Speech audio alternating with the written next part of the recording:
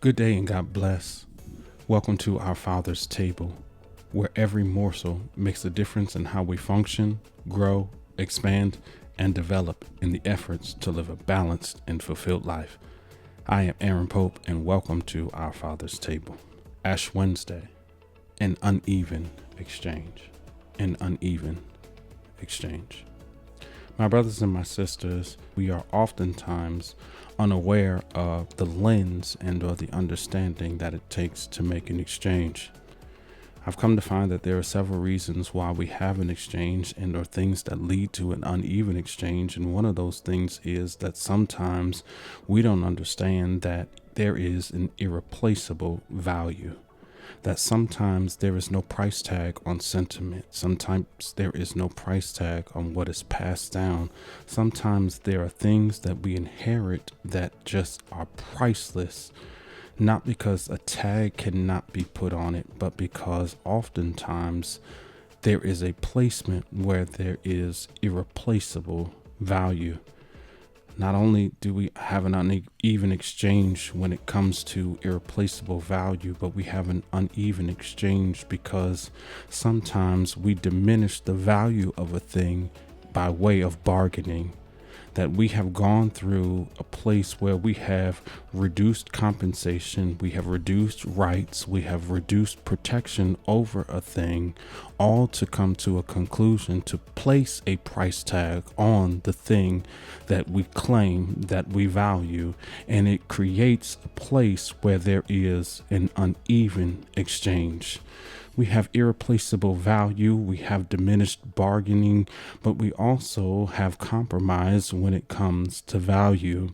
And I'll say that easily and simple, and that is, I'll say it like the way our forefathers and our foreparents said, and that was, sometimes you don't miss your water until your well runs dry.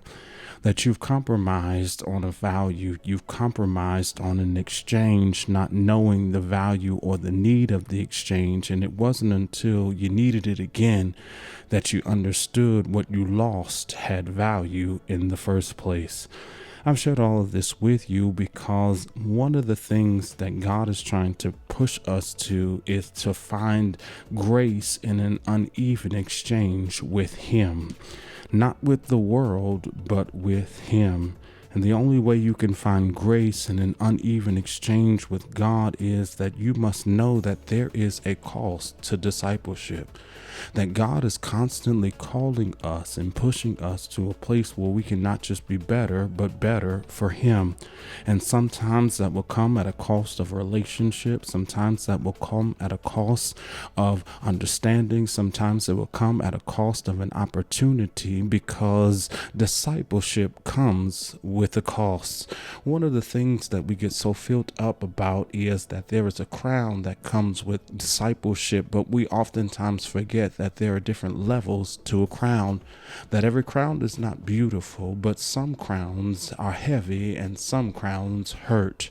That some crowns come with thorns and some crowns come with statements. It is God's cost to discipleship. I've said all of this because it sets us up for one simple text, Isaiah chapter number 61, verse number 3, to console those who mourn in Zion, to give them beauty for ashes, oil of joy for mourning, and the garment of praise for the spirit of heaviness. If you're going to learn how to walk heavy in this season of Lent, one of the things that you're going to have to learn how to do over the next several days is you're going to have to learn how to die daily. For Paul says, I die every day, that there is something about me that I have to change, to grow, develop, and make sure that I understand in God. Not only must we understand that, but we must understand that subtraction leads to addition, that sometimes God is going to ask you to give give up a thing so that he can give you more of another thing, because in his grace, he's not going to leave you empty-handed. That sometimes when it comes to God, the math just won't make sense, but it will always multiply. Not only does he want us to understand that subtraction leads to addition, but he's also teaching us how to trade up. That you've got to learn how to make an exchange for the better thing, that you can get to another place in God, that what you are sacrificing is not in vain, but it is to get the greater thing. That even Jesus dies on an old rugged cross, and he sacrifices his life not just for a small thing, but he pays the price for you and me, that our sins have now become covered because it became an uneven exchange. That even now we can't even pay for what he has done for us. But what he wants us to understand is that in this season, the greatest way you can develop, the greatest way you can grow, the greatest way that you can be better than where you are, is that you've got to understand that the exchange is necessary even when it seems uneven.